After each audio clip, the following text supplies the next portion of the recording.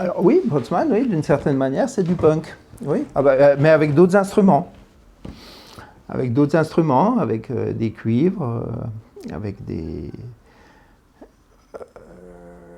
Alors, ce qui est punk chez Boltzmann, c'est, comme on dit, c'est que ça arrache complètement sur des rythmes quand même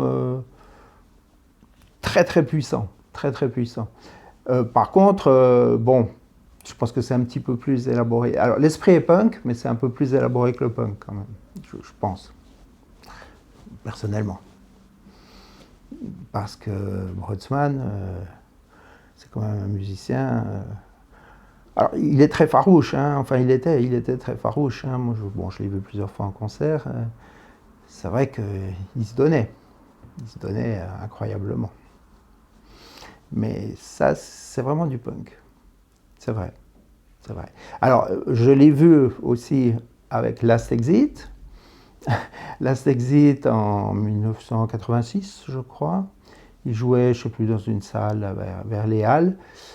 Tout le monde était venu pour Bill Laswell et la salle s'est vidée en 5 minutes. Tellement c'était ravageur, punk, et il n'y avait plus personne. Alors, on était une dizaine à rester là.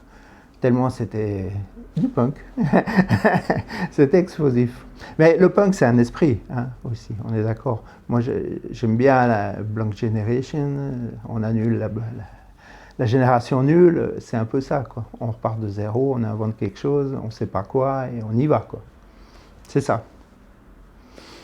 L'intention, oui, c'est important, parce qu'on joue toujours pour quelque chose et contre quelque chose, si je peux m'exprimer ainsi.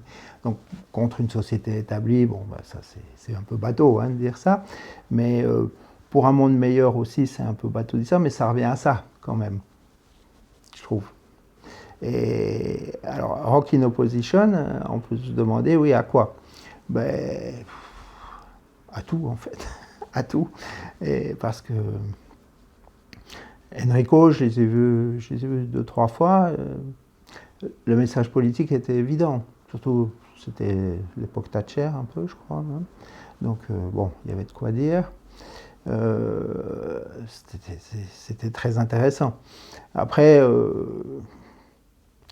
la musique était quand même assez étrange, hein, Enrico. Moi, j'ai eu la chance de les voir avec Dagmar Krause, c'est ça.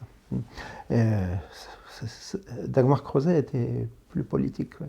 Je pense à un disque, le troisième, je ne sais plus comment il s'appelle. Il y a Dagmar Krause qui chante sur les réfugiés, la notion des réfugiés. Moi, ça m'intéresse parce que, bon, toute ma vie, j'ai donné des cours à des réfugiés. Donc, c'était mon boulot principal. Donc, effectivement, c'est un disque qui m'a toujours beaucoup touché, ça. J'insiste quand même sur un disque, parce qu'il y a un disque que presque personne ne connaît, qui n'est jamais sorti en CD, qui a été réédité clandestinement sur un label italien, comme d'habitude, mais il a disparu très vite. C'est le disque Springboard.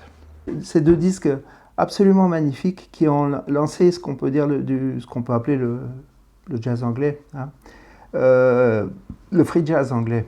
Alors, ici, vous avez un groupe qui n'a fait qu'un seul disque, qui s'appelle Springboard, qui est avec Trevor Watt, Jeff Clyne, Barry Guy et John Stevens. Ça, c'est un miracle, c'est sublime. Pourquoi c'est sublime? Parce que c'est complètement lyrique, et d'un lyrisme, je sais pas, c'est à pleurer, c'est beau. Comme je l'ai expliqué tout à l'heure, je ne sais pas parler techniquement de la musique, mais les mélodies sont absolument somptueuses. Et c'est un disque incroyable, mais malheureusement qui n'existe pas trop, sauf en original, quoi. Ça, c'est une version CDR. Et ça, c'est plus trouvable, c'est sur FMR, le label anglais. C'est Amalgam Prayer for Peace. Alors ça, c'est extraordinaire. C'est 3 ans après, peut-être, Springboard. C'est un peu la même formation, hein, Trevor Watts, John Stevens, Jeff Clyne, Barry Guy. C'est d'un lyrisme absolument extraordinaire. Je vous conseille spécialement le numéro 1, Les Contes de la Tristesse, qui est une merveille absolue. J'en ai reparlé à Trevor Watts, puisqu'il est passé à la galerie Paul Fort deux fois il n'y a pas longtemps. Il m'a dit aussi que c'était ce qui lui tenait le plus à cœur, un de ses disques préférés. Vraiment, ces deux-là, voilà.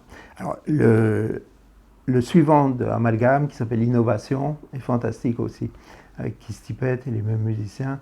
C'est sur éphémère aussi, c'est grandiose aussi. Ça, c'est la base. Cream, c'est un groupe très intéressant. Justement parce qu'il n'est pas compartimenté, il ouvre sur l'extérieur, il ouvre sur d'autres pistes.